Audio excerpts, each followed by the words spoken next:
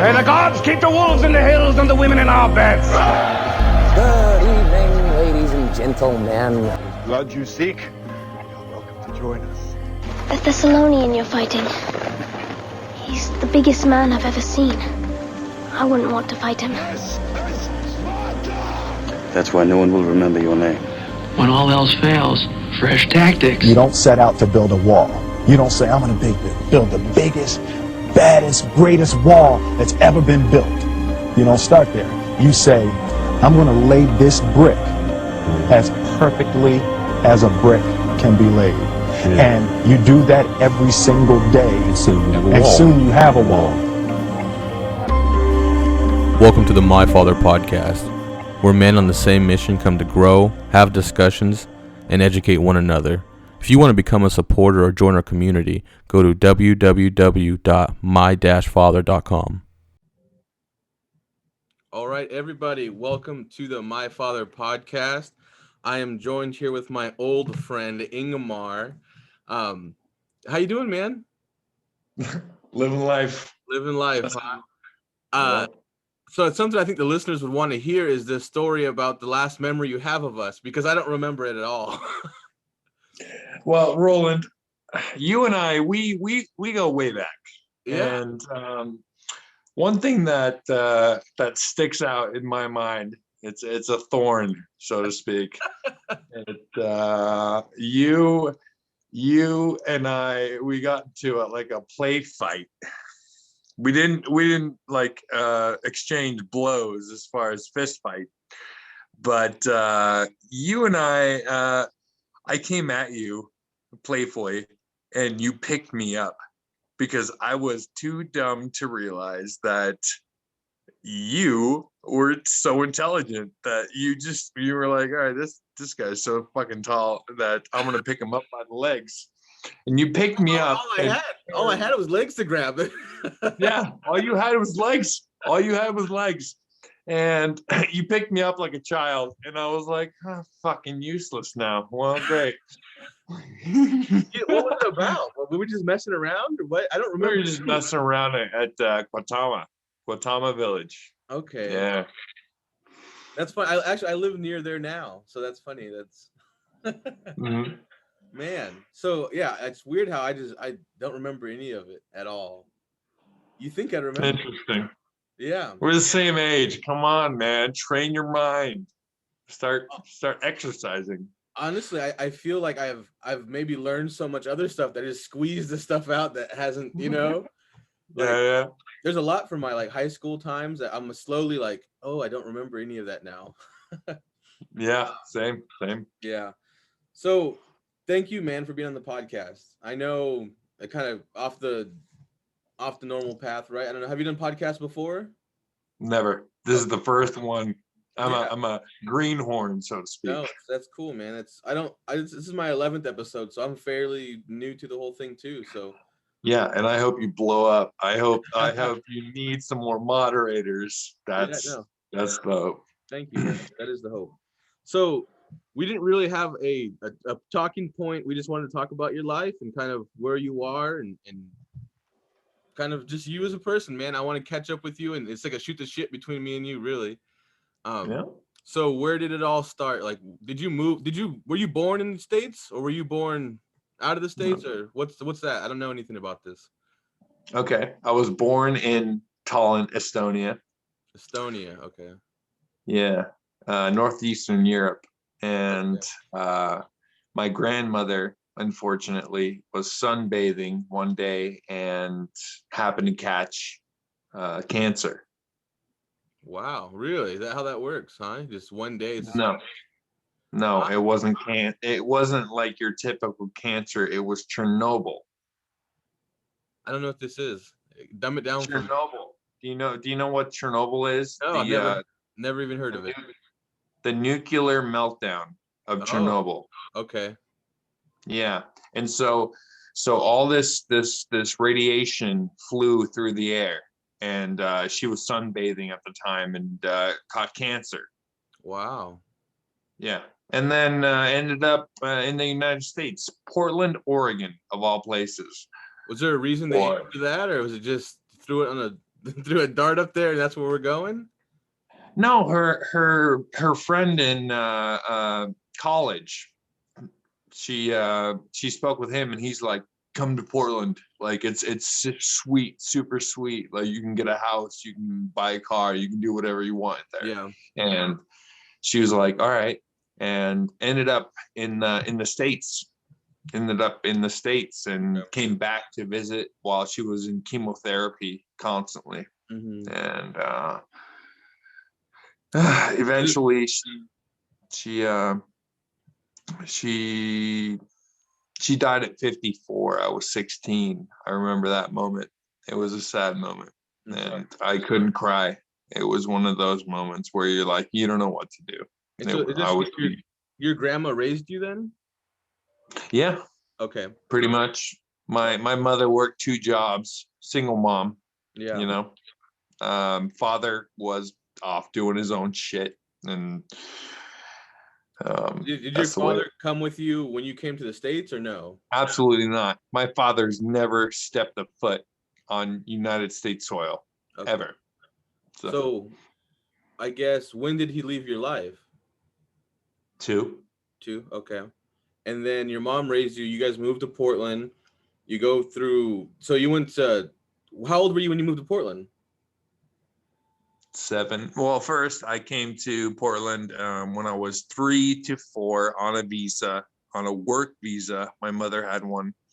So I was in kindergarten for 1 year. And then I got moved back to Estonia until 3 years later, till we got our citizenship. Okay. So we both have social security numbers. We're both fucking legal. Like, yeah. And at that point, we moved back at the age of 7. I started first grade, finished it, and then came to the US, skipped a grade, and started 3rd grade. And that's when my life began in the US. Okay. And then so you did middle school, it sounds like, high school. And then after high school, there was, how was high school for you, man? Well, how was high school for you? First, like, I think we knew each other. We talked a little bit, but I don't know anything about your life. Like, were you a troubled kid in high school? Or were you just like an average kid? Like, what would you consider yourself? I didn't try in high school. What happened was that freshman year, I got remember that one class you went to Liberty? Did you not? Yeah. No, we went to Liberty. You're talking about like Miss Ellsworth or whatever? No. I'm talking about like that one class, one time a week, when you spend 1 hour and you talk to the teacher, and they're like, "What's your life goals? What's your daily goals?" Remember that, where you put? It was like it wasn't home ec. It was like this separate class once a week where you sit down with like a random group, and you sit down, and then you talk about with your teacher what you want to do with your life. Basically, it was actually a great idea. Well, I'm like, dang, I don't think I had that class, but I needed that class. No, you were in it. I was in it, huh? I don't remember it at all. Who taught it? Do you know who the teacher was?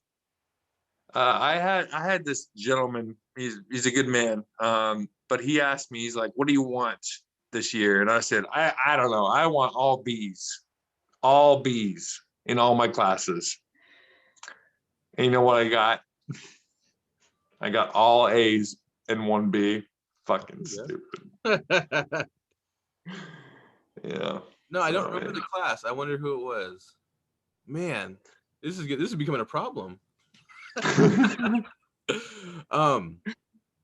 Okay, so you were you just didn't apply yourself in high school, which I can agree. I didn't. I was just there to hang out. Like I was just there to hang out. And so after high school, you went to college, right? Correct. How was that experience, and how was all that? Well, my mother signed me up for a fraternity, so I got pushed into that. She did all of my applications for every college that I was interested in. I was so lazy at the time. I was a kid. I had no idea what college was about until senior year of high school. They're like, so which college are you going to go to? And I'm like, I don't know. What do you mean, what college? What's a college? And then most of my friends said, you want to go to U of O. And I'm like, okay, I want to go to U of O. Yeah. And I ended up going to U of O, walking onto the track team, and then becoming a decathlete. That's my life. Yeah, I'm a walk-on. Hell yeah, man. I still got pampered. I still got the treatment. Yeah, that's cool. And what was that experience? Was it everything you thought it would be? How was it? All right. One thing, you can look up Jim Radcliffe. He's a strength and conditioning coach. So my daily routine was 6 hours of workout and split into three things. One was conditioning. Two was working on form. I did 10 events. So let's talk about, I don't know, javelin, shot put, discus, anything. Like 2 events per day. We'll work an hour on this, an hour on that. And then finally you lift weights to strengthen yourself. And the weight trainer, Jim Radcliffe, who you will see on television, he's still walking around. Yeah. He's the U of O coordinator, strength coordinator. He handles all of the the football players, the basketball players, the female side, does everything. Every single athlete, NCAA athlete, he handles. Yeah, and his favorite movie is 007. Not kidding. 007, huh? 007, which then, like, later on in life, then I finally realized that 007, and he has no kids, and he's training us. He was training us to be agents. He was, huh? He was training us to be agents, and to be honest, it worked. Yeah, it worked pretty fine. I'm an agent. That's good, man. And so after college, what happened? After college, I got sucked into a pyramid scheme. Okay. It was College Pro Works, whatever. It was a painting company that they pull kids from college and they want them to paint houses. And they're like, you can be a franchise owner. Yeah. Well, okay, I'll be a franchise owner. Well, in the end, what happened there was I was too nice. Mm-hmm. I didn't know what individuals are capable of. And I was like, oh, you seem nice. Okay, here's a job. I'll pay you for this work. And they were totally like dodos, and it didn't work out in the end. No. Yeah, no. That's good. You tried it, moved on. What was next after the pyramid scheme? After that was disc golf. Okay. Disc golf.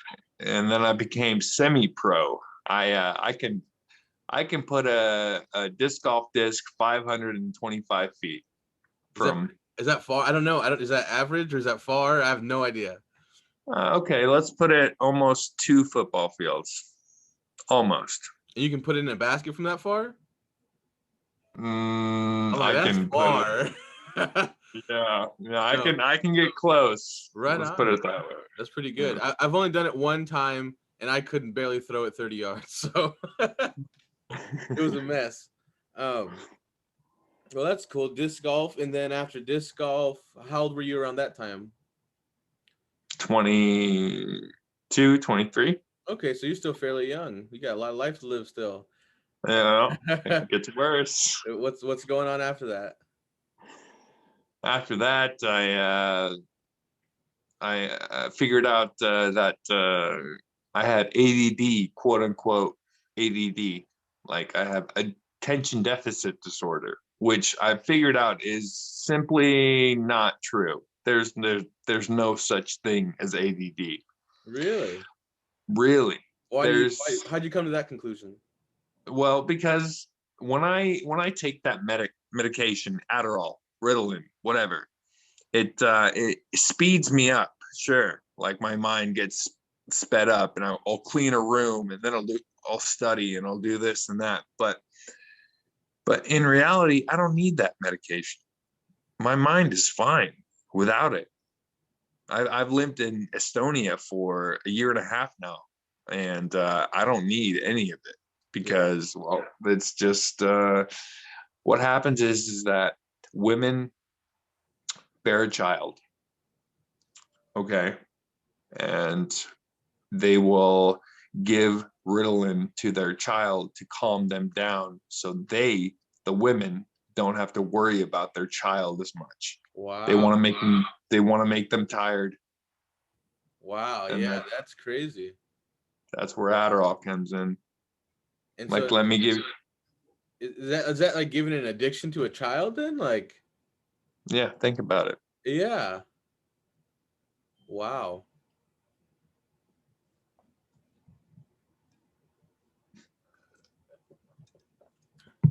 So you diagnosed with ADD, you say you don't have it or you don't want any part of it. And then what? What's from there on, where's your life going? Then eventually I moved to Bend, Oregon. Okay. I bet that's a slow town. Yeah. Yeah.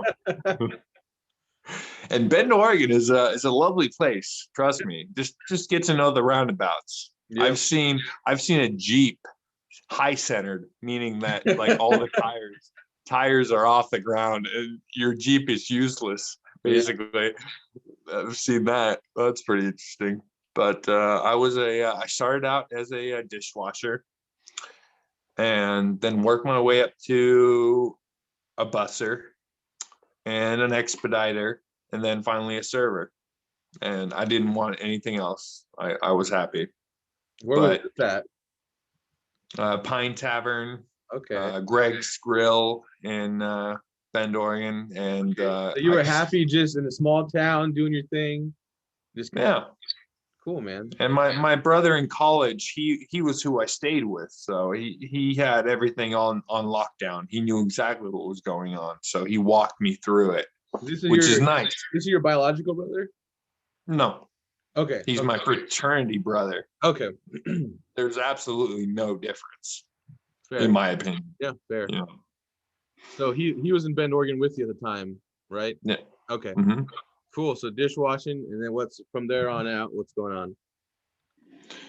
From dishwashing, they taught me that use your surroundings to your advantage, meaning use everything that's reflective to your advantage. If you can't see behind you and you're moving a stack of plates, look at a spoon.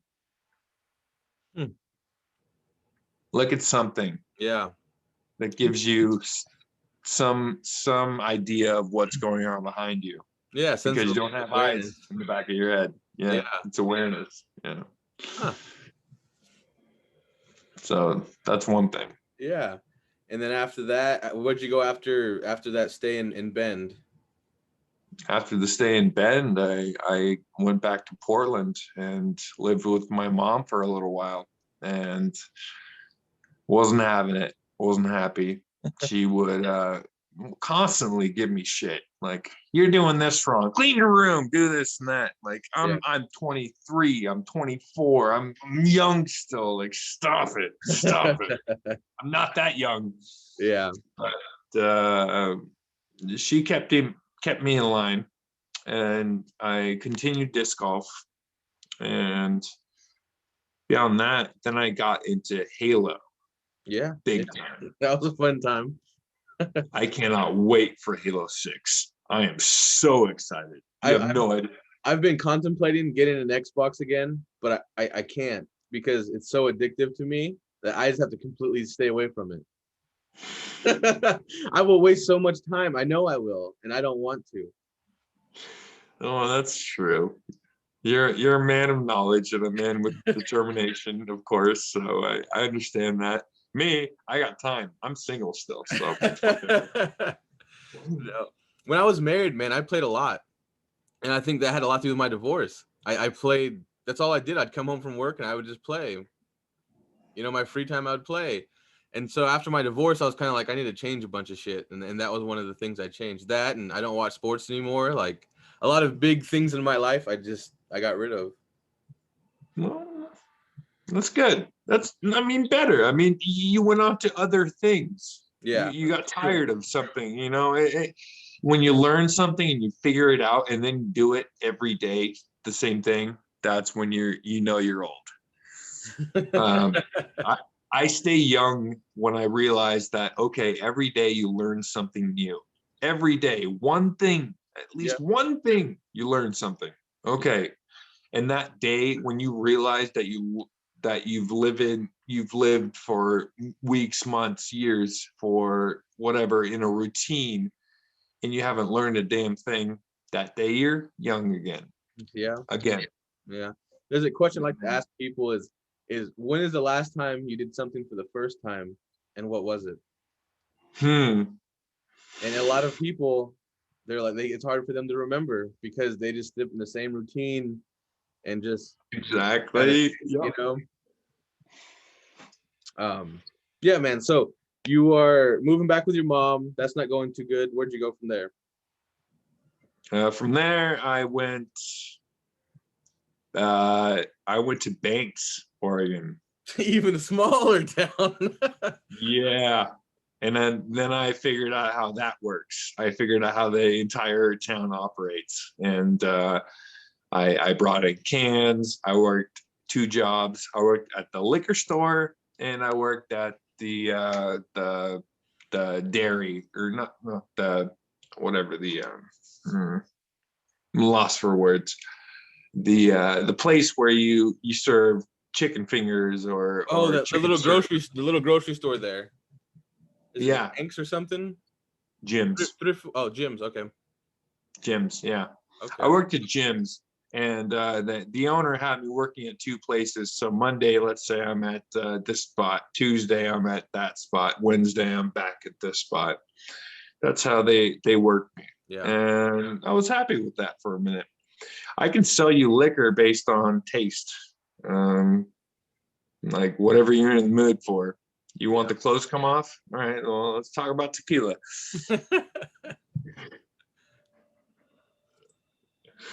That's funny. Okay, so liquor store, and that you're about what, 25 at that point? Yeah. Okay. What's going on after that? Then I moved back to Bend. I'm sick and tired of being Banks in a tiny ass little town. Like I can't. There's not enough going on. Yeah. Then I moved back to Bend, Bend, Oregon. Moved back in with my brother, and I live vicariously through my brother. And I told him, like, I'm not going to go back to being a dishwasher this time. I'm going to be serious about my life. And that's the thing. I'm gonna retract a little bit, and I'll let you know that when I was born in a harsh environment, USSR, like serious shit. You got tanks on the street, type of shit. Wow, yeah, that's not fun. I remember my first memory started somewhere around 1 or 2, but I've got a scar on my eye right here when I was 1 because I was jumping on my mom's bed and then I hit the bedpost and just started bleeding. And I remember that scene because I bled all the way to my toe. And I was like, that's not good. I started crying because I'm a baby. Yeah. What do you want from a 2-year-old, of course? And from then on, I was independent. I didn't have a father in my life, so you give me a bike, I'll learn how to ride it on my own. Like, go fuck yourself. I really do not need your assistance. Yeah, that type of mentality. Like, and that's how life has unfolded itself for me. Yeah. I will figure something out. You give me a term, something to understand. I'll figure it out, and then we'll make it easy. Yeah. And then next. Yep. No, I have the same outlook on life as I'll figure it out. Like there's nothing I can't do. And maybe it's ignorant, maybe it's whatever you want to call it, but I think it's that's all I know. I'll figure it out. Yeah. You know, Roland. I don't know anything different. You're fucking straight, man. Yeah, that's how we are. That's how we operate. We're quiet about it for the most part, except for this podcast. I talk a lot. I don't know. But no, man, I hear you there. And so after you move back to Bend and you're gonna do something with your life, you said, where'd you go next?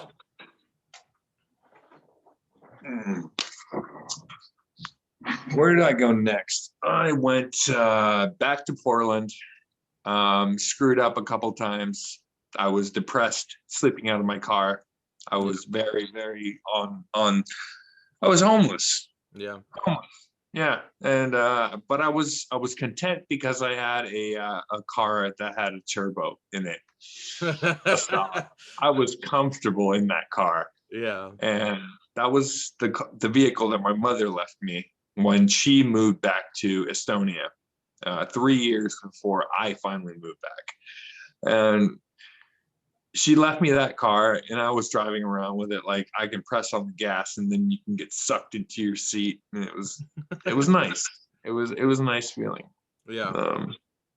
Never got pulled over. Well, except for one time, but Okay. So you hung out in Portland, and then from Portland, is that when you moved back to Estonia? I actually ended up in Ocean Shores, Washington. Okay. And that was my last job. I worked as I would build foundations, like the forms to pour cement. Okay. For foundations of a house. Yeah. And that was my last job. And I poured foundations for a bit, sober, smoked weed here and there, like enjoyed life, had my routine done. And at the end of it, I had enough money to buy a plane ticket back to Estonia. Okay. And I'm more happy, way more happy here. Yeah. And so, right, you mentioned being sober. Prior to that, were you not sober? No. Okay. My great grandfather is, well, let's say that during the USSR times, he got raided by the Russian government, and they took bottles from him. But we're talking about jugs. We're talking about jugs of 99% alcohol. Okay. Yeah. So he's a dealer. He's he was diluting that alcohol and then selling it back to whoever needed alcohol. He was that type of man during the 1930s in the US when there was the prohibition type thing. When drinking was forbidden. He was the dealer in the side being like, yeah, you want some? I still got some. He was that guy. Yeah.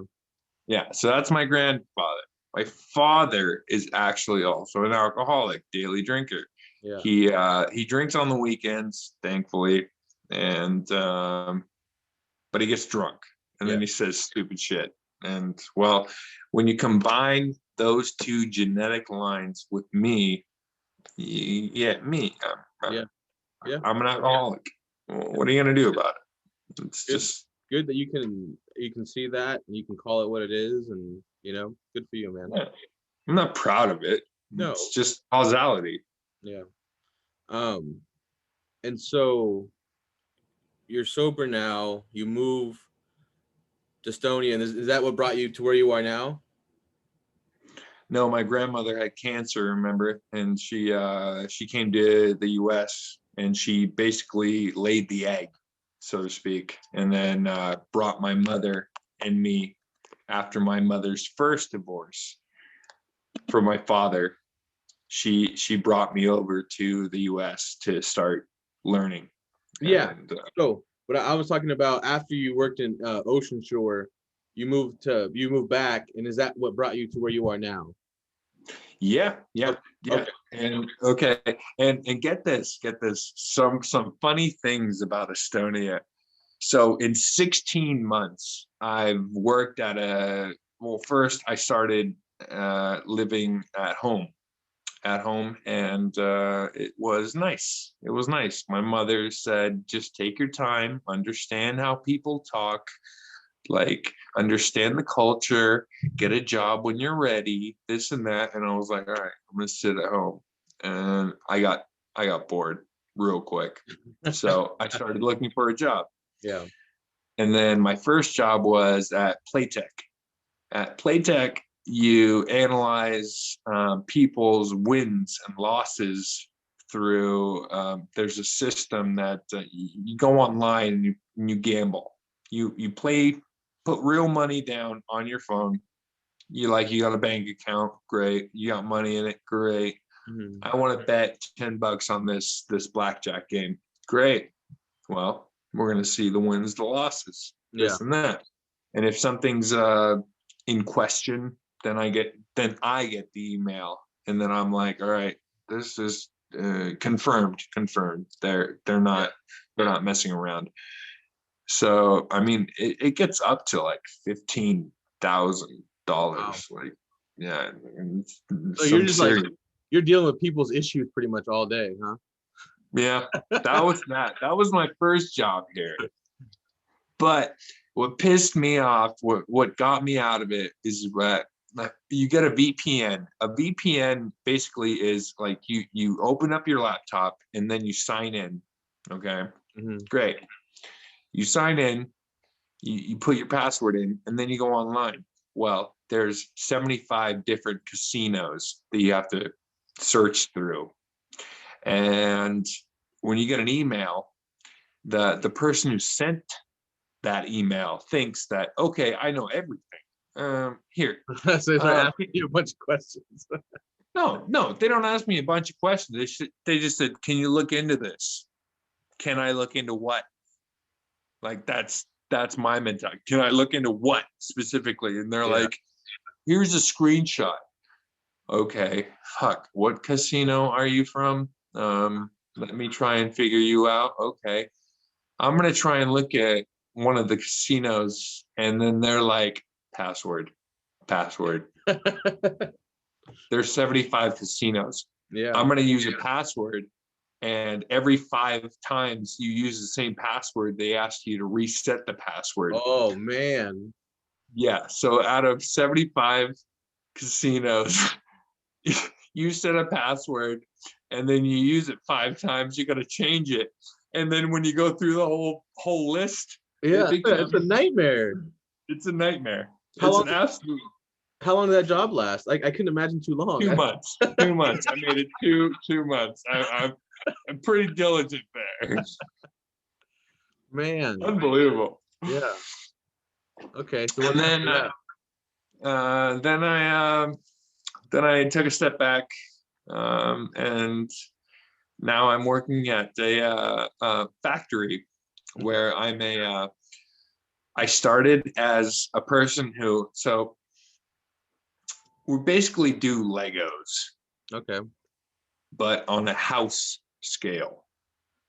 Oh, for like houses size? Yeah. Wow. That's pretty cool. We make houses, like sheds, basically. Yeah. And they come in parts. And so one person and 4 people will put the parts together, and then 2 people will gift wrap it, and then me at the end will pick it up, stack it 4 houses tall, and then I'll take it out, and then that gets sent off to Hawaii or Australia, New Zealand.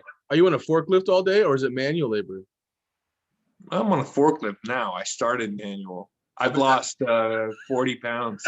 40 pounds. It sounds like it's heavy moving. Yeah. Yeah.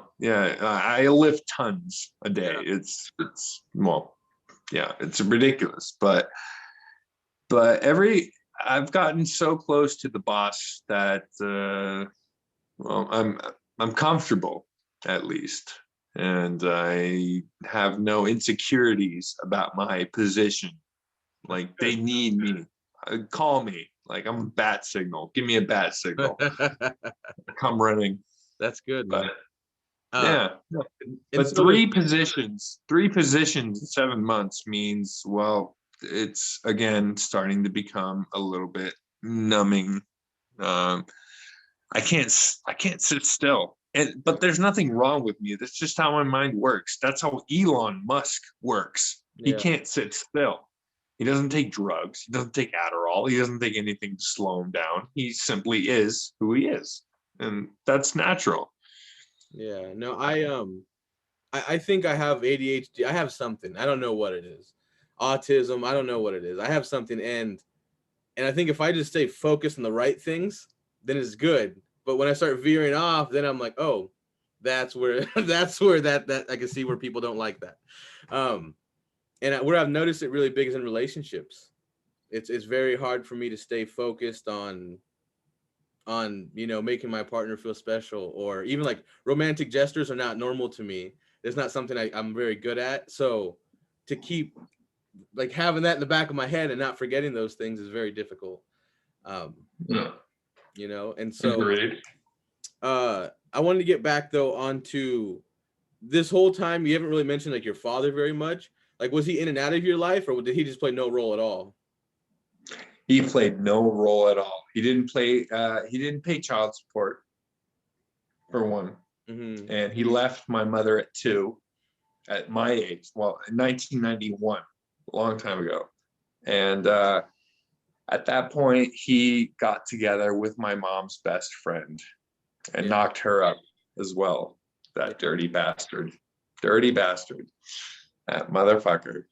Hey, either way, I spent my entirety of my life in the US, and I came back, and in the last year I said fuck it. You know what? I still want to know who my father is, because I want to know who this person is, because, well, genetically speaking, there's some strain that makes me who I am because of you. Yep. And I want to find out what that is. So I'm friendly with him, and we're slowly getting to know each other again. He's an alcoholic. Go figure. Yeah. No, I'm really happy for you, man, that you've decided this is what I want to do, and difficult as it is, I'm still going to pursue it. I too have reached out to my father in the last, 5 years. And, like at first we went on a run, and I just kind of like, as a man, I want to talk to you as a man. Like, I'm no longer a child anymore. And we had some conversations, and I told him how I felt. I blame him for a lot of things, and he told me why he stopped coming around. My dad stopped coming around. My mom and dad got divorced, I think, when I was around 7 or 6. And then I'd go see him in the summertime. And then after that, it just kind of dried out, and then didn't happen anymore. And he would come sporadically through my life and drop off some Christmas gifts here and there, and that's about it. And so I went on a run with him a couple years ago, and we talked, and we kind of hashed it out, not even really hashed it. I just told him what I had to tell him, and he told me what he had to tell me. And we planned to go on a run again, and then something came up and he couldn't come, and then it just back to where we were, And so to me, I was like, well, I did what I had to do. I told him what I wanted to tell him. And the reason that all started is because my friend asked me, he's like, hey, how does it feel not having your dad in your life? And I was like, I don't feel anything. Like, he's like, I have no feelings towards the man. And my friend's like, nothing, you don't mad at him, you don't hate him. I'm like, no, I just cut it off. And just cut it off. He's Simple. like, you sure there's nothing there? He's like, you should have some kind of feeling. I was like, damn, maybe you're right. And that's what's kind of brought me on this whole journey of where I am today with the group, and where like that one question started all of this. You know, I think who we are is based off our fathers, and because they're not there, that's who we are. If they were there, that's who we are. We're all like, they teach us how to be men. And you know, a couple, like I'd say a year ago, I got high and I was in my living room and I had a little therapy session, man, and I just started crying. I was like, Oh, I was like, you were supposed to teach me. Like that's your job as a yeah. father to That teach me how to pisses you off. That yeah. you know, like I keep failing and I don't know how to do this, and you were supposed to teach me. Um, and recently I've come to the conclusion and like kind of the, I guess, understanding that he didn't know what to do either. Yeah, no, he did. So you're the forerunner. You are the forerunner. Yeah, You're the lead in the he operation. I can't be mad at him because looking at it, he didn't know what he was doing either. Because if he did know, No. he'd make different choices, you know. Right. And so I don't hold any anger towards him or anything. Like in my mind, everyone's just trying to be happy. And looking back, little things I do remember of my father is that he would run a lot. Like he'd run Mount Hood to the coast a lot. And Damn, dude, that's 100-mile. yeah, That's so a long trip. when I met my dad a couple years ago, we went for a run. And while we're running, we're talking, and my dad had cancer for a while. And I knew that, but I kind of find out the details as an adult. And he had cancer for like 15 years. And he did chemo for like 13 years, you know, like he like for 13 years straight. And he told me when he would run, he would say, I'm building an army.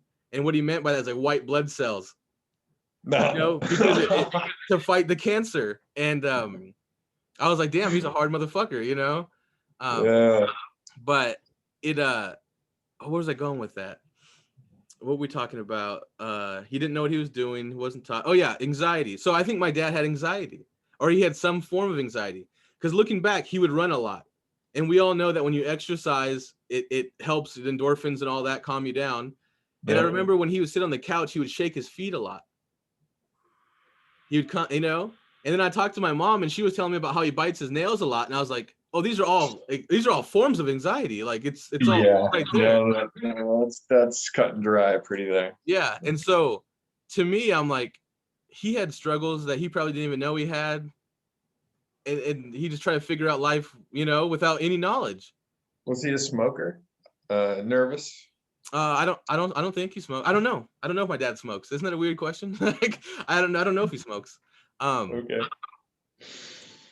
I don't remember, but he might. I don't know. Yeah, I do know that smokers, when they try to quit, they switch to eating sunflower seeds, or they eat something. yeah, kind of like that guy from Tokyo Drift, that movie, that the Asian guy. He's super chill, and he always chews on something, eats something, because he was trying to quit smoking. That's why he did it. Yeah, no, so that was like a lot of like recent like awakenings I've had, and kind of it helps me not have anger towards my dad. I think a lot of guys who didn't grow up with a father figure have a lot of anger towards their dad, and and hold that to them a little bit. And if they don't, I think they do it unconsciously, you know, kind of under the layers. So your dad didn't play a role in your life, and No. And I reached out. And you reached, so I reached out too, and I asked my dad, I was like, why hadn't you ever come around? And I don't know if it's a generation or what, but he goes, I'm your father, you're supposed to come to me. And he had this level of like, I don't know what to call it. It's just seniority, I guess, and what he thought was that's what it was, you know. And I'm like, okay, well, that's what you think, that's fine, you know. Yeah, man. So I'm very curious on like not having a dad in your life. How has that played a role to you? And like in your eyes, what is a man? Because you didn't have someone who showed you, just like I didn't. A man is a gentleman. A man puts himself in the line of fire in case your partner, well, in my case, I'm heterosexual male. I'm a dude. I love women. I will put myself in front of a passing car, anything that in the line of fire, anyone who pulls out a gun, weapon, whatever, I will stand in the way just to protect. Okay.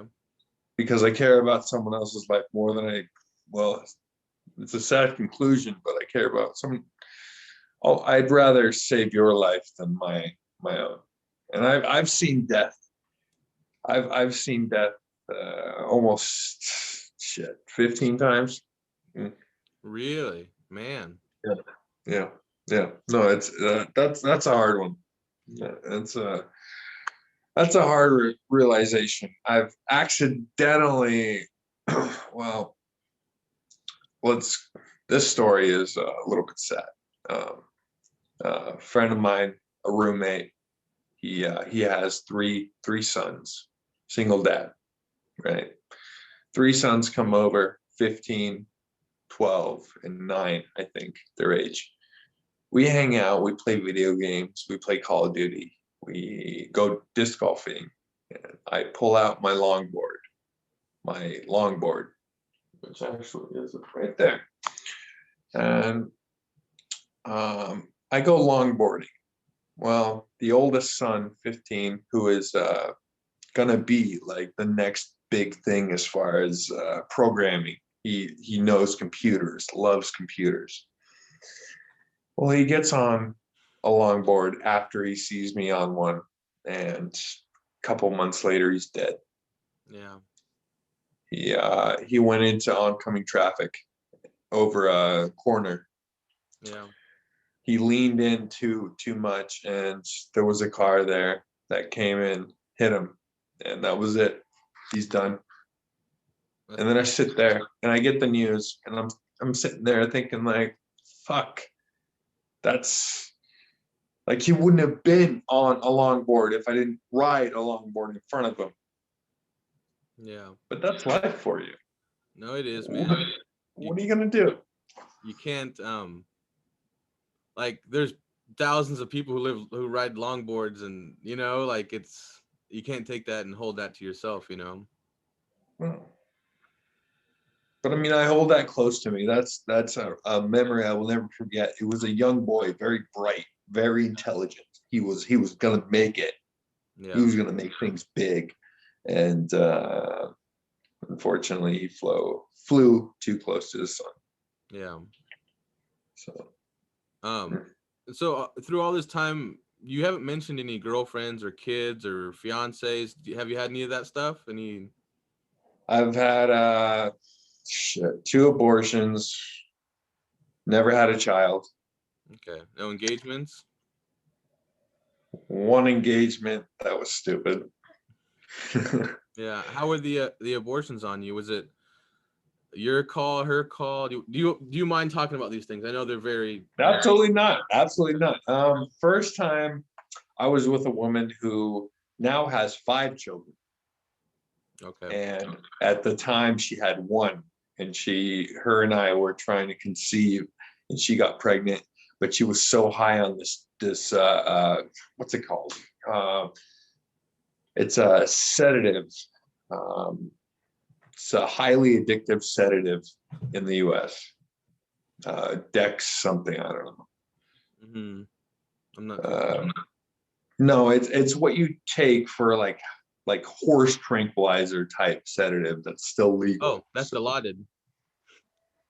Yeah, she was taking something because when she had her first child, her stomach was torn inside. Okay. And so she began taking these drugs to ease the pain. And well, her ex-boyfriend had access to these drugs. So while she was with me in Portland, we were enjoying our time, getting to know each other. And then she went back to Eugene, and then went to her boyfriend and did disgusting things with him, and just to get the drugs. Yeah.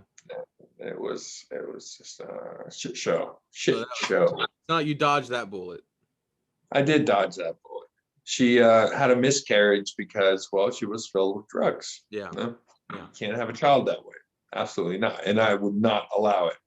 I'm not going to watch my woman drink alcohol when our baby is starting. Yeah. Like, absolutely not. You know, it's one of those things. And then it happened again to a different woman, but I'm not going to get into that. You basically get the idea of what I'm talking about. No, I get it, man.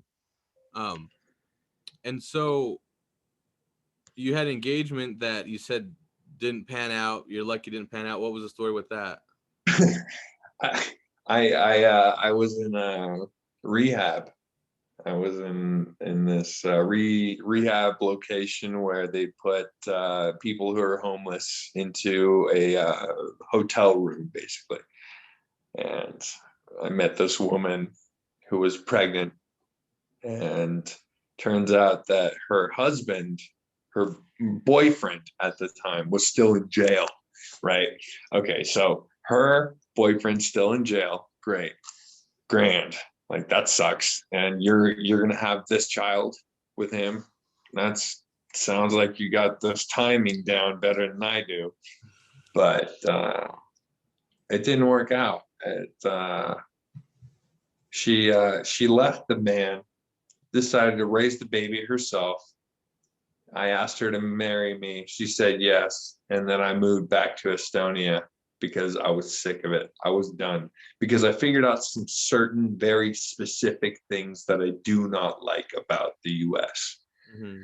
And that's why I moved back to Estonia, to Europe, where things are a little more calm. Yeah. A little more organized. And I'm an organized individual. So it's one of those things. So I called off the engagement. I said, go fuck yourself, basically. And that was it. That was that. Okay. Do you ever, I had a friend who, because I was with my ex-girlfriend for about 10 years, from high school, on for about 10 years. And we had a kid together. And I had a couple friends, and one of them in particular said to me recently he said that I looked at your life and I looked at my other friend's life, and I felt like I couldn't figure it out. Like, what was wrong with me? I wanted a family. I wanted a kid. Do you ever have that feeling? Has anything like that cross through your head? I figured it out. I went on Tinder. I found the perfect match. I think we're talking right now. Okay. So this is in development. Good, man. That's good. I'm happy for you. In research and development, R&D. Wait a minute, because you just told me earlier that we're gonna have a conversation that's gonna want me to be single. You said something like that. I can't remember what you say. What'd you say? I can't remember what you said. You said, I don't remember what you said, but I said I might change your mind. What exactly was it? What were you referring to?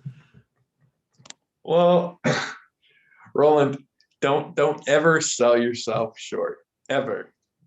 Yeah. Ever sell yourself short. Don't ever fucking sell yourself short. So I had a pretty fun experiment. Are you ready for a fun time? Yeah, this is gonna do it. This is gonna be a story. All right. The story time. Well, I found a girl on Tinder. She looked cute. Come to find out that every profile pic, if they show you just their face. Oh yeah. Yep. If they show you just their face, then you know what's going on. Yeah. Unless they have a full body, I'm sorry. It's unfortunate, but I've been duped a couple different times. I'm not going to do it anymore. Yeah. And so I got together with this girl, and she was what I was afraid of. Yeah. And we hung out and we got to know each other. She's a photographer, very, very nice individual. I respect that. Yep. And one day I was hanging out at her place, and I was like, fuck it. I'm going to get on her Tinder profile. I'm going to see what it's like to be a woman. I'm gonna get on her Tinder profile and see, and I'm gonna swipe right on everyone. Let's see what happens. You know what? 48 out of 50. Yeah, I bet. I absolutely, because We all 48. Yeah. No, for men, it's different. It's like 1 out of maybe 50. Yeah. Maybe 100. I don't know, like what your profile looks like. Like it's scarce. It is. For women, it's like it's full. You're absolutely like, who do I want to fuck tonight? Yeah. Like, That's what I always say. I'm like, you can put a post out that says, who wants to hang out tonight? And you'd have like 30 guys in your inbox. If a guy did that, he'd have like crickets and then like one buddy like, hey, you want to come over and drink a beer? Exactly. Yeah. So I went a step further.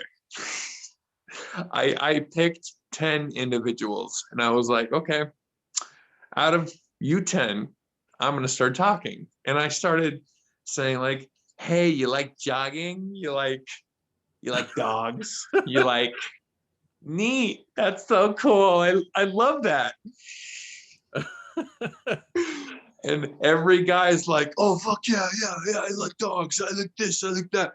Because when a woman answers you first on Tinder, they're interested in you. Yeah. But more often than not, men will be like, hey, how's it going? I'm the opener. What's up? Yeah. Like, yeah, you like 007? That's me. What's up? Like that type of shit.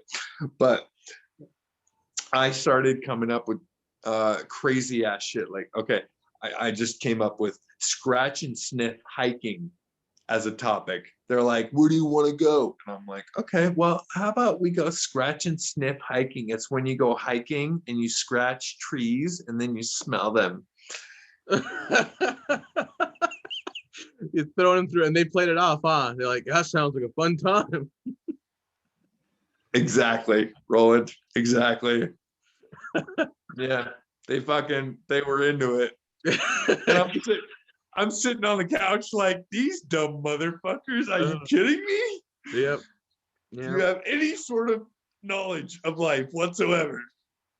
I think as men, at least, so when I got divorced, I did a lot of dating. Let's just say that. I did a lot of dating, and I look back at it and I was like, why? And maybe I was making up for lost time because I was in a relationship for 10 years. Or I think there's just a culture around men of like of hooking up with women.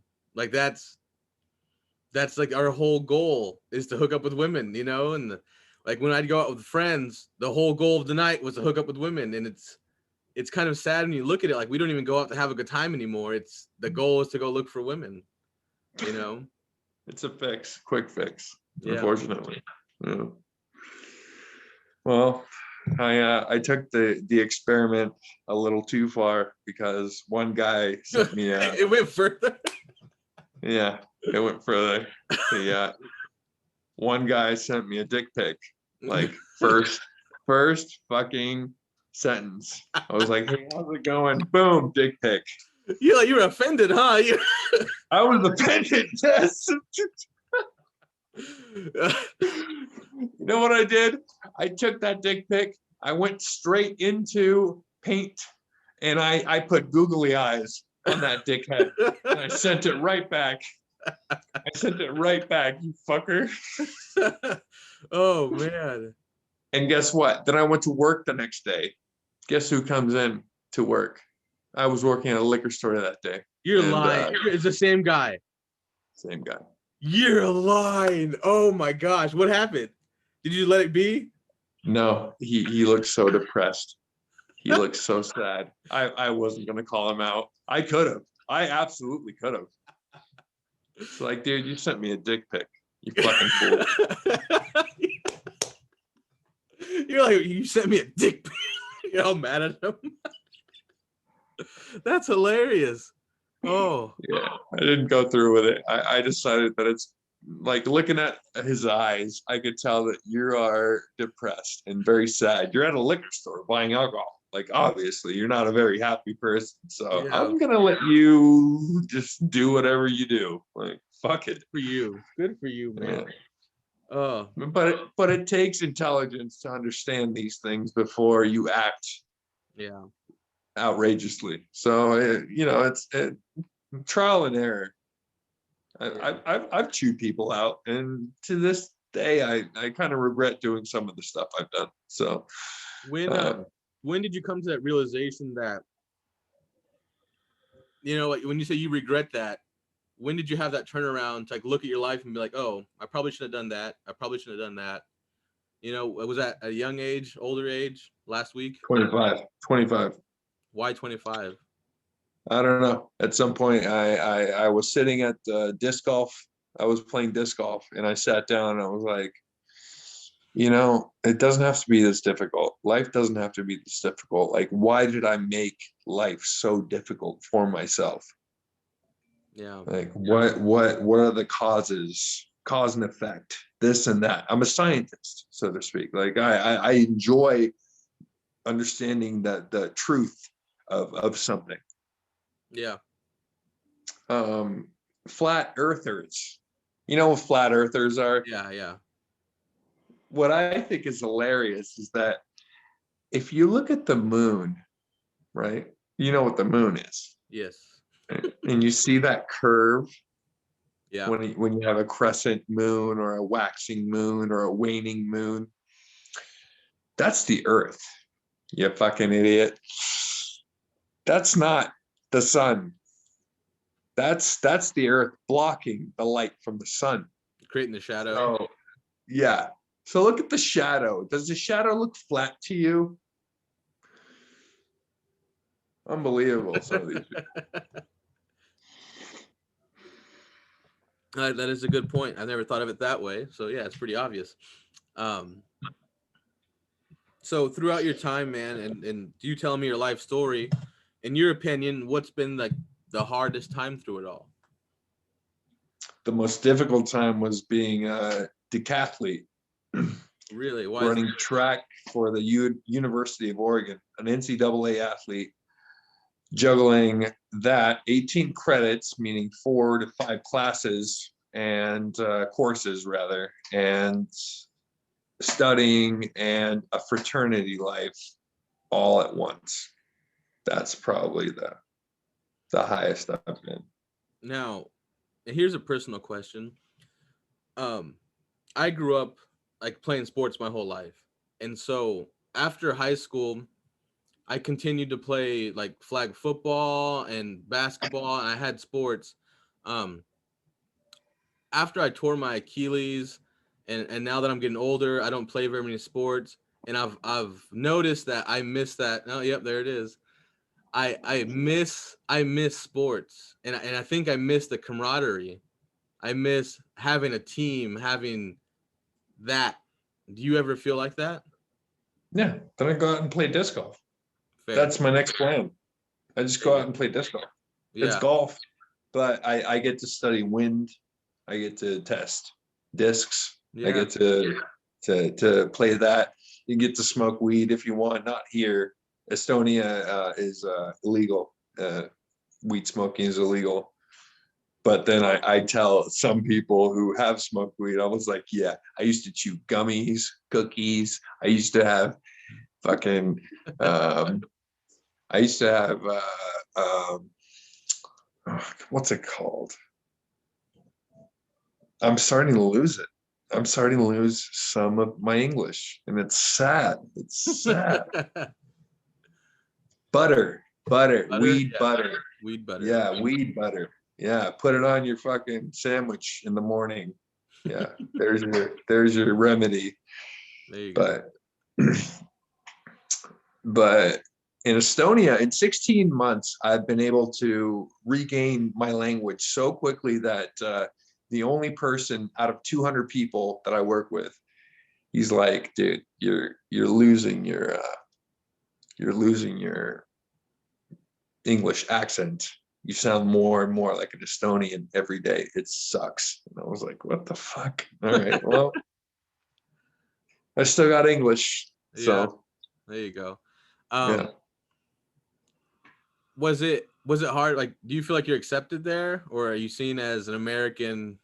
Like, how's that? Oh no, I'm absolutely viewed as an alien. Yeah. First and foremost, an alien. Still an Estonian born, but an alien at first. Now they're calling me Now they're chatting with me. Now they're women are wet at work when I walk around them. It's awesome. Like, Is it your English accent that women are attracted to? yeah, absolutely. That's Wow. just how things are. I mean, I'm not trying to. I'm doing my job as best as I can. I have a style, so leave me be with my style. Yeah. But I've noticed how women look at me, and I stay away from that because, well, business and pleasure do not mix well. Do not shit or do not eat where you shit or whatever, you know. Absolutely, yeah.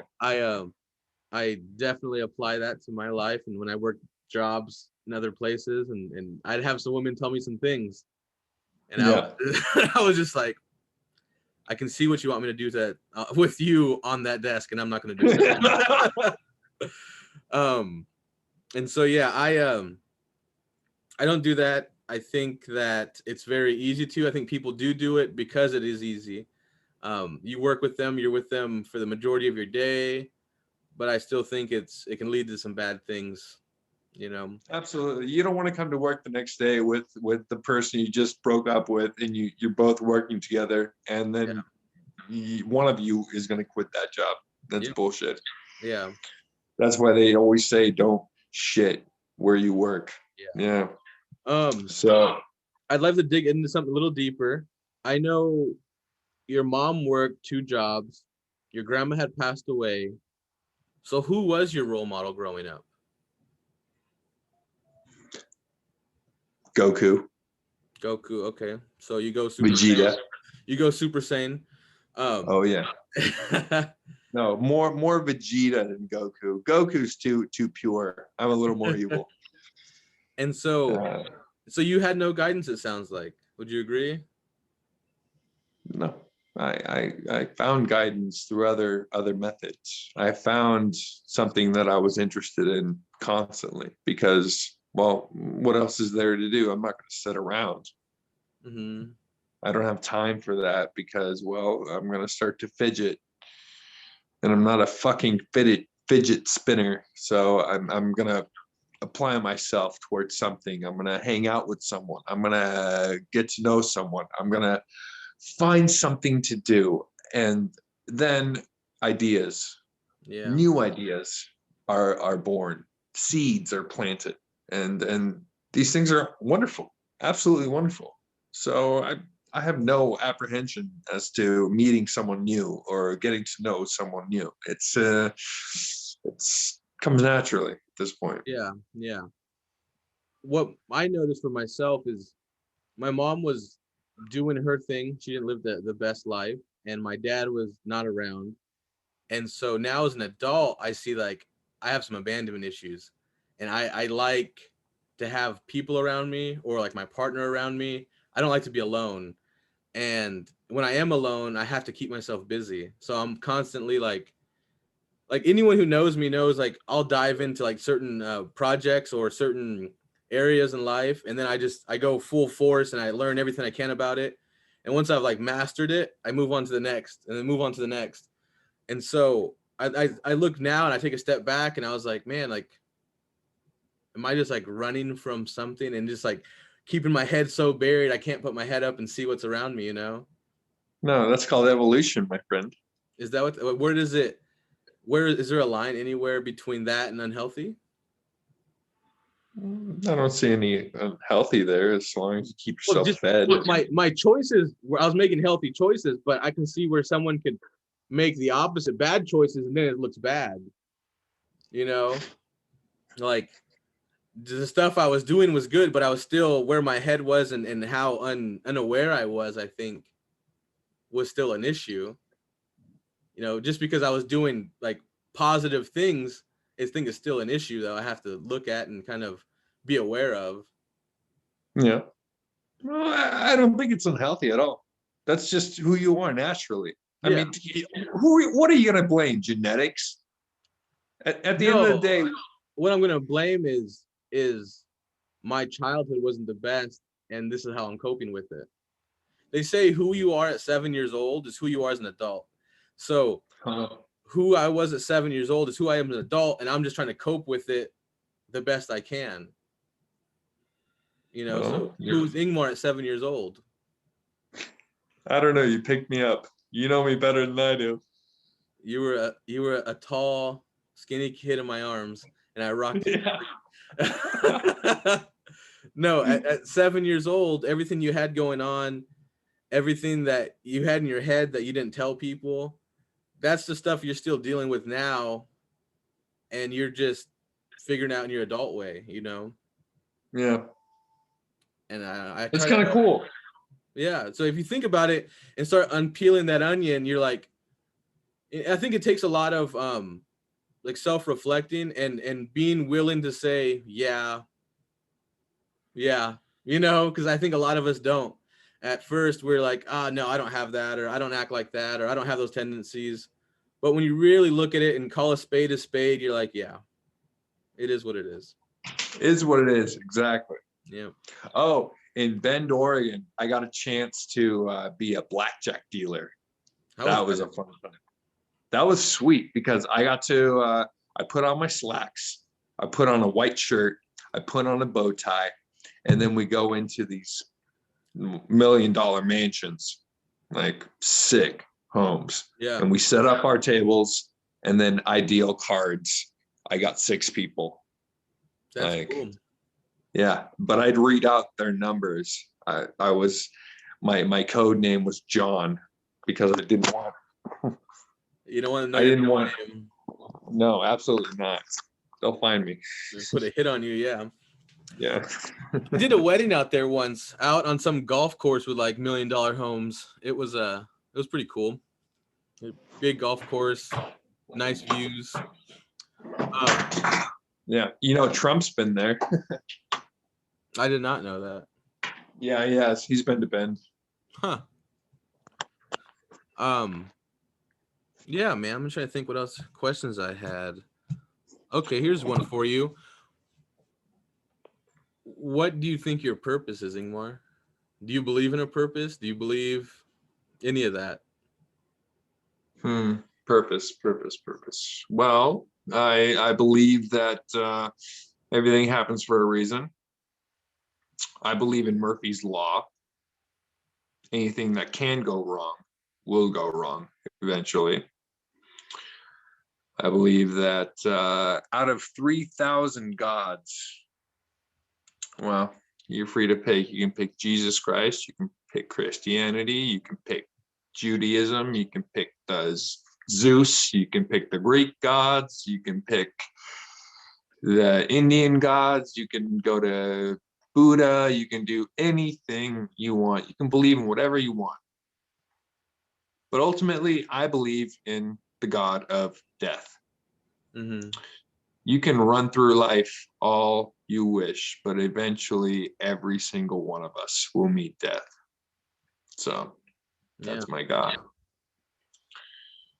That's what I believe in. And I don't have to go to church for it.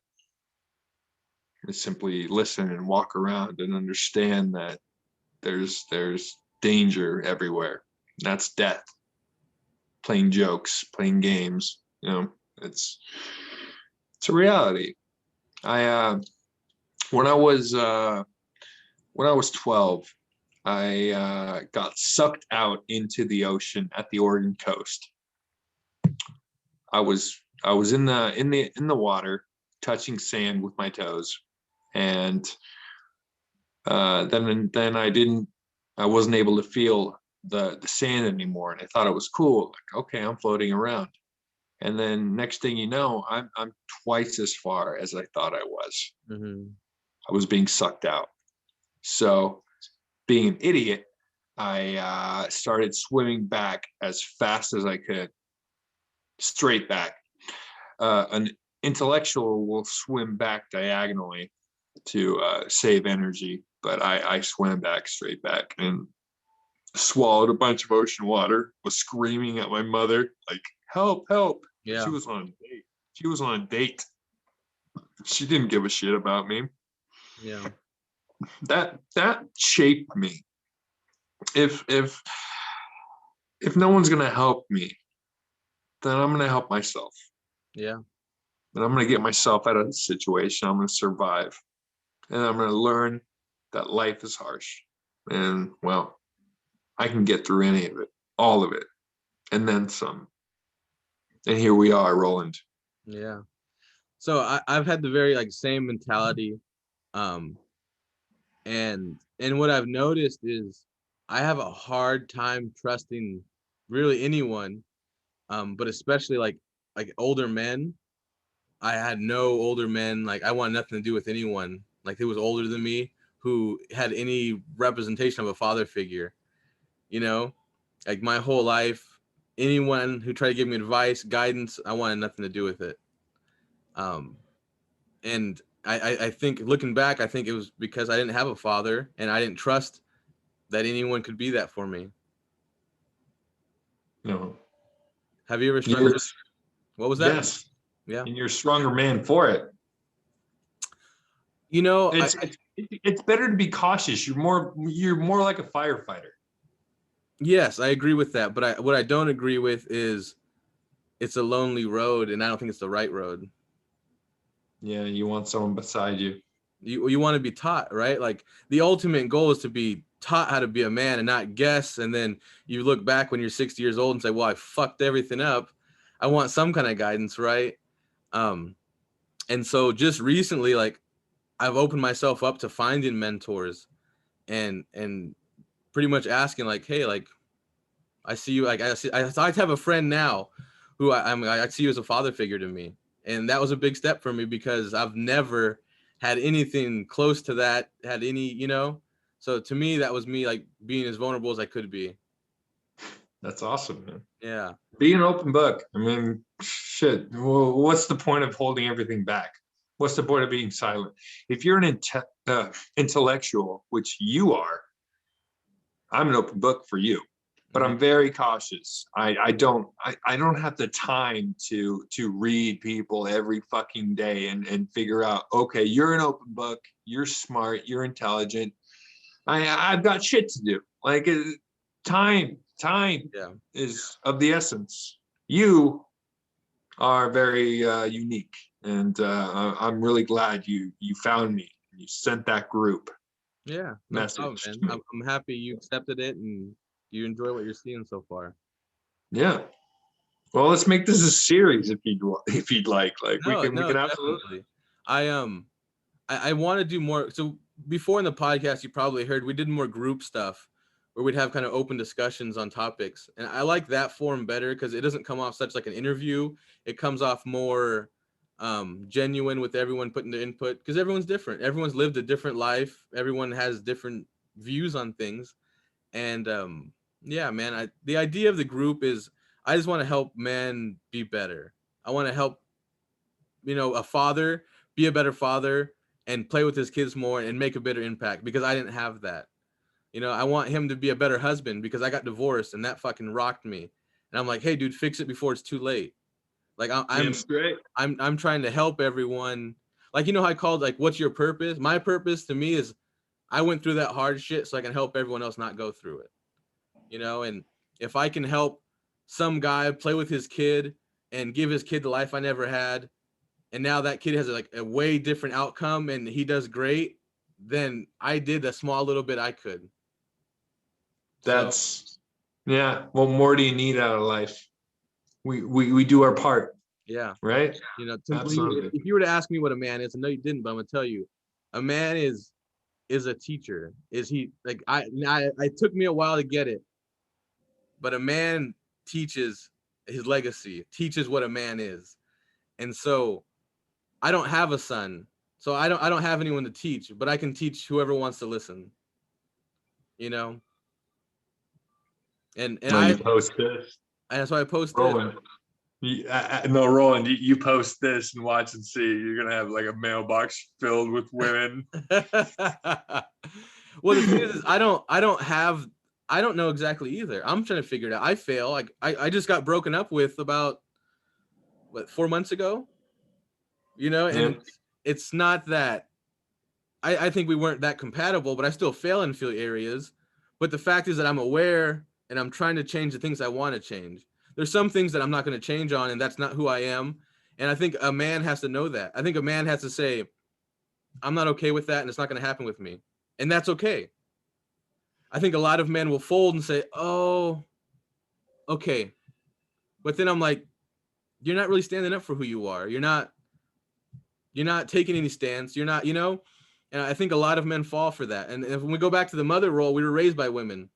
So we don't know how to be a man. So to us, being kind and loving is something probably that's first nature to us because that's all we know. But I think if we had a father figure who was a good father figure, he would say, no, like, you're stern. You don't be an asshole, but you're stern on your opinions. You don't get them changed.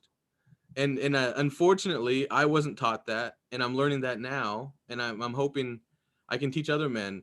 I think that a lot of men lack confidence. Well, yeah, because you fold on every issue you've come across. You don't have to be an asshole about it, but to say this is where I put my foot down. We're not arguing. This is where I put my foot down, and discussion's over. Yeah, that's true. All true. I mean, that's an undeniable fact about life. And that just happens. What are you going to do about it? Yeah. So, yeah, my inbox will probably blowing up. You're right. No, I'm not really trying to date right now. So I know we talked about religion and what you believe in. I recently started believing in God in say the last 6 months or so. And the reason is because I couldn't figure out how to be a man. I was lost. I everything I tried kept failing. And so the way I saw it was people like all my life at the churches, I've played basketball and hung out, and they've said, hey, be a part of this. And I said, no, my whole life I've figured this shit out on my own, and I will continue. And so the way I analogy it now is I'm walking through the woods and I'm lost. Someone says, hey, here's a map. And I said, you know what? I appreciate it, but I've figured it out my own. And now I've circled back around and I'm like, hey, you still got that map? I just want to check it out real quick. Because I really don't know where I'm going. That is funny right there. That's comedy. That is comedy. Very well. And so now I'm looking at it, and if anything, I do a lot of reading, Ingmar, and I do a lot of self-help and business books and all these things. And the vast majority of them all come from a Christianity background. And so in my mind, I'm going to play statistics and say, well, if the vast majority of those successful people are using that, I'm going to try it. What do I have to lose, really? Yeah, it's a good opener. Yeah. So that's where I am. And the group, my father, wasn't stemmed from any of that. It was stemmed from me lacking of a father figure. And I think you're going to be a father, or you have dad issues, or your dad was a great guy and he made you who you are. I think everyone stems from their father. So that's what the name came from.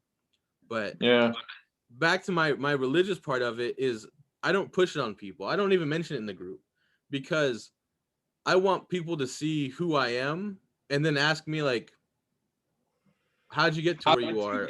Where you are. Yeah. When I'm kind to people and the things that I've learned, it wasn't all the Bible, but the Bible is kind of helping me figure out a couple of things. It's like the biggest self-help. Take God out of it. It's the biggest self-help book. Yeah, it's a self-help book. That's it. That's absolutely it. 100%, 110%. Roland, you figured that shit out real quick. Yeah. Thank you for that. You learn something new every day. You'll be young for the rest of your life. Yeah. And to me, I'm a perfectionist and I like to have the answers to everything. And there's a lot of things in life I don't have the answers to. But I tell you what, that book will tell you what the answers are. Yeah. And it might not be the right answer, but it's something that in my theology and the way I think, it makes the most sense to me. Yeah. This jackass went and threw a rock at a glass building, and guess what happened? Corinthians 7 point whatever. Yeah. I'm still very new to it all, but it's very interesting to me, and one thing I'll be honest with you is growing up without like the perfect family, I always wanted that like tight knit loving family. And I looked at all my friends who were in church and I was like, damn, Like from the outside, it looks like you guys have a nice family, and if you didn't, that's your own thing. But I know my family's going to be a good family, and it's going to have that nurturing, loving feel that it appears from the outside. It's going to be that on the inside too. It's my decision. It's up to me what it is. Roland, as a straight male, I'll tell you right now that you're a catch. So thank you, man. Honestly, I try just to fucking be the best person I can be, and I hope other men can be that, because it lacks. It does. There's a lot of men out there who they're not conscious of it. They don't think about it. They just go through life floating, I guess. And without a goal, what are we really here for? We're just floating. Yeah, no, there's nothing unless you figure out who you are first of all, and then you're a puzzle piece. Yeah, really, if you're a floating puzzle piece, find out where you belong. And that could be anywhere. It could be anywhere on the planet. It could be doing anything on the planet. It could be helping people. It could be whatever you want to do, what suits your lifestyle. Absolutely. So this goes back to purpose. And my philosophy on purpose is if you tie it biblically, from what I understand, I'm very new to this whole thing, but women are supposed to help men. There are helpers, right? And I made a lot of slack for that, but biblically, that's what it says. And in my mind, if I find my purpose first, and I'm living my purpose, and I find someone who's helping me with my purpose, our life's going to be amazing, because we're both in the same mission. No. Versus if I'm doing my purpose and I meet someone who's not doing like the same thing I'm doing, we're pulling apart from each other. Or we're living two lives that are not, but I'd rather us be together and move in the same direction together. So I'm going to find my purpose, and then I'm going to find my girl. I'm not trying to do it the other way around. Go. Hell yeah. I think a lot of men don't know their purpose. So they find these women and they're not happy, and they're both pulling away from each other because you don't know your purpose yet. Damn straight. Yes, sir. Roland. Yes, sir. What's a king without a queen, right? Yes. No, I agree. But I think he has to be a king. He has to be a king. And a lot of men get in these relationships and they're not a king in their own world yet. They're still a boy, or they're still trying to figure it out. Of course, you're not going to have a queen that's going to want to follow you. You don't even know what you're doing. That's right. You're still jacking off. What the fuck are you doing? Exactly. And so I think that's when you become a man, is when you have a purpose and you're living for that purpose and you're driving for that purpose and you're excited to get up every day. So she's like, she can't wait to be with you. She's so attracted to you because your drive and your passion. But a lot of men don't have that. They just wake up, go to work, come home. But having someone like that who is waiting for you because they're so attracted to you gives you the drive. Yes. You're playing off each other. It's a game. It's a fucking game. Yeah. Like she's like, I'm horny. I want you. go destroy the world. Go build something. And then you go to work and then you chew someone out and like you come back angry and then you have the best sex ever. Like whatever. It's not even that. What it is the fact that you are living your purpose, and when you come back, you're full of energy, and you walk into that house and she can feel your energy. Versus someone who works a shitty job that they're not happy with, and they come home, she can feel that you're just sitting there mopey. Of course she's not attracted to you. Yeah. So embarrassing. I want every man to feel that energy and to feel life and grab life by the fucking horns, man. Like, we have one life. How do you want to live it? You look back and you're like, I fucking gave it all I had and I loved it. Or you look back and say, well, I had a decent job and, I make ends meet. Where's, it's up to you. Well, it's up to you. And I'll be honest, you just made me realize the fact that I've actually worked at a grocery store, liquor store. I've lived that job. I haven't worked at McDonald's, stayed out of that, but I've worked those dead end jobs. Yeah, we all I come home and pull in some pay and some money and think like, okay, I've got some money, I can take a woman out, I can court her and see where things go. But it's embarrassing. It's absolutely embarrassing. I know better. I'm a strong individual. Mhm. I can do better. And I will not accept anything less than excellent. Yeah. So Oh, yeah, man. Do what fills your heart, you know, what fucking drives you. There's a statistic, and they asked, like, I do some crazy shit. I'm weird. So I looked up, like, what do people say on their deathbed? You know? What do people say on their Interesting. deathbed? When it all comes to the end, what's fucking important? And I think like the number one thing was spend time with my family more. Number two was don't care what people think so much. And number three, I wish I would have took the risks that I should have. Okay. So it's like, to me, I'm like, if it's on their deathbed and this is what they're saying, I don't want to be that guy who says those same things. No, that's better than reading a will and getting all the money in the world. That's better than getting all the items in the world. What they say, what their last words are on their deathbed is far more valuable, because Absolutely. that will change you, and no one can take that away from you. Absolutely. Absolutely, man. It's a good, I'm going to end it here because it's such a good talk. I'm like, we can go on forever. But Ingmar, I appreciate you, man. Thank you so much for being a part of the podcast. Anyone listening, you guys, we have a Facebook community. You can join it. It's called My Father. I'm building out a website for the group. I have a lot more stuff coming, guys. Keep posted. We're posting every Tuesday, okay, guys? So keep watching out for that. Ingmar, thank you again, man. Goodbye, everybody. Have a good one. You too. Take care. Later, buddy. You've been listening to the My Father podcast. I have a favor to ask of you guys. If you found any value in this, I ask that you please share this with anyone who you think might find some value as well. If you want to find the show notes, become a supporter, or join our community, go to www.my-father.com.